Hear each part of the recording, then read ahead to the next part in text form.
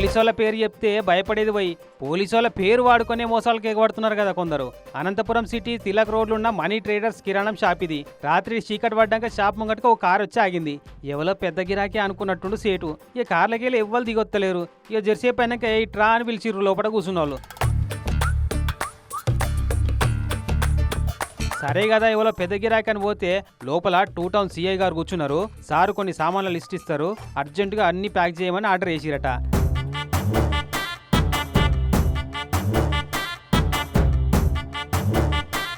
సరే సిఐ అంటున్నారు కదా అని దబదబ సామాన్లన్నీ ప్యాక్ చేసి పెట్టినాక లోపలికెళ్ళి ఒకటి దిగి వచ్చిండు. కట్టిపెట్టిన సామాన్లు సంకలేసుకొని తీసుకుపోయి కార్లో పెట్టిండు. బిల్లు షీట్ రాసిస్తే సారిస్తా అని చెప్పమన్నాడు. అనుకుంటా కారుకి పోతూనే ఉన్నారు.